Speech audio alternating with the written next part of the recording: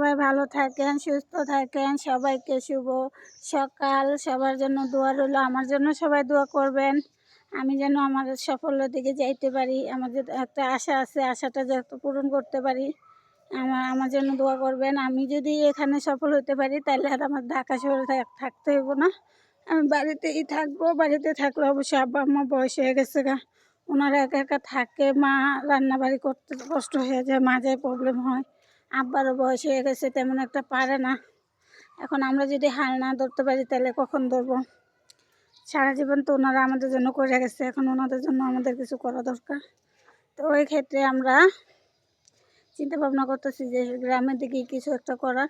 তো প্রচণ্ড ঠান্ডা দেখে এখনও মুরগি আনা হয়নি, খামারের জন্য আসানো হয়নি। পাশাপাশি কোয়েল পাখি পালারও উদ্দেশ্য আছে। ইনশাল্লাহ আমাদের জন্য দোয়া করবেন যে আমরা খুব তাড়াতাড়ি সফল হতে পারি। আর আমিও সবার জন্য দোয়া করি। আল্লাহ হাফেজ, বাই বাই। বাম হাতে দেওয়াটা ঠিক হয়নি, ডান হাতে দিলাম। Bye bye. আসলে ক্যামেরা ধরা লাগে একজন, আর ভিডিও করা লাগে আরেকজন।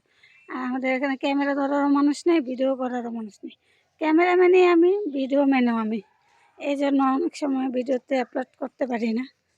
তো আবার আমি এমন ফেসবুকেতে কখনো ওইভাবে পেজ খুলি নেই, কোনো কিছু করি নেই, যার কারণে পারি না বলে ভুল হবে, মানে চেষ্টা করতেছি কিন্তু একা একা সফল হতে পারতেছি না। আমার সাথে যদি কেউ একটু হেল্প করতো বা আমার যদি কেউ একটু সাথে নিত তাহলে অবশ্যই আমার অনেকটা উপকার হতো।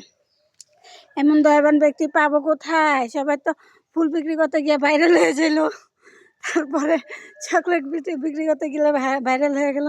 কিন্তু আমরা সাধারণ মানুষ কিছু করলেই ভাইরাল হতে পারতাম না।